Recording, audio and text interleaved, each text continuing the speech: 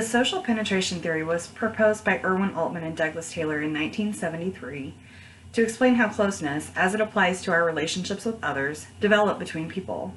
They suggested that people grow closer and faster if the subjects participate in gradual and orderly fashion from superficial to intimate levels of exchange as a function of both immediate and forecast outcomes.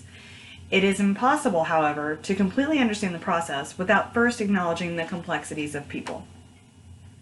Today we will be talking about 5 main points behind this theory. First being personality structure, closeness through self-disclosure, depth and breadth of self-disclosure, relational outcomes minus cost, and gauging relational stability and satisfaction. So for personality structure, the complex personality structure is like an onion, not in the sense that it offends easily, but rather in the sense that it is multi-layered.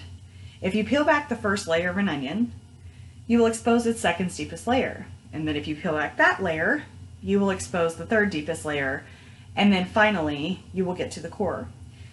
The very outer layer of this complex human onion is the public self. This consists of a myriad of fine explanations and adjectives such as the life you live, your preconceived notions, your attitudes, your opinions that make a person who they are. The inner core is made up of the more important things such as your values, your self-concept, unresolved conflicts, and deeply felt emotion. The second point, closeness through self-disclosure. Closeness begins through this self-disclosure. Once boundaries are removed or temporarily expanded, one can become vulnerable, and it is through that vulnerability that another is able to penetrate the first layers. Even though they're expressive tools such as joking, eye contact, smiling, nothing is faster and more effective than self-disclosure between two people. It's important to note that once the layer has been peeled back, there's less and less resistance each time it is accessed, thus making future anonymity that much more difficult. So once you get closer to somebody to a certain level, it's really impossible to go backwards. You feel like you know that person at that level permanently. Self-disclosure also goes both ways.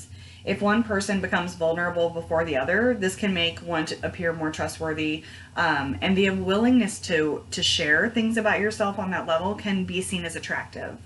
It could also lead to feelings of inadequacy, however, and then an imbalance until the volley of them, and then that results in a volley between two people, and they will then be forced to match the other's openness. Penetration generally starts off very fast, but slows down considerably once the deeper layers have been reached.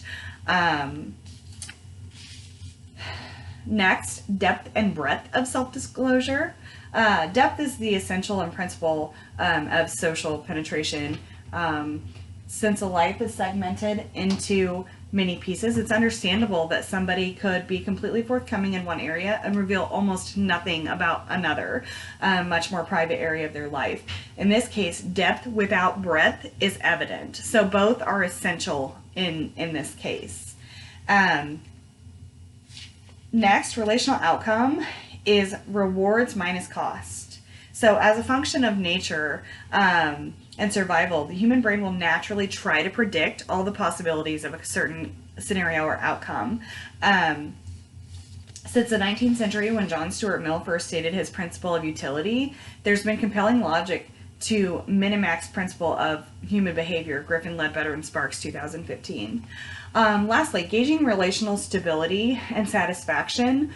So speaking about stability, when it comes to relational satisfaction, even if we effectively compute the equation, which each person will have drastically different results. A relational result is accurate if it is compared and contrasted with outcomes, whether they be real or imagined. Gauging relational stability is a comparison level of other comparison levels.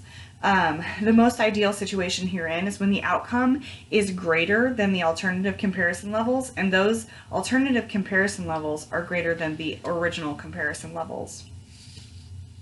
So, the social penetration theory establishes the groundwork for a systematic process of how closeness develops between two or more people. The idea of human being like a multi-layered onion has helped us so much to understand the model of growing intimacy. Even though some of it has been proven and other parts supported and adopted by other theorists, there are many critics, just as with anything else. There are some that just simply do not believe that it is fair to equate relational closeness with self-disclosure. Some people believe that those are two entirely separate entities. At the end of the day, a rare and selfless love that defines this theory is not only self-disclosure, but relational transformation. So again, people grow closer and faster if they participate in a gradual and orderly fashion from superficial to intimate levels of exchange as a function of both immediate and forecast outcomes.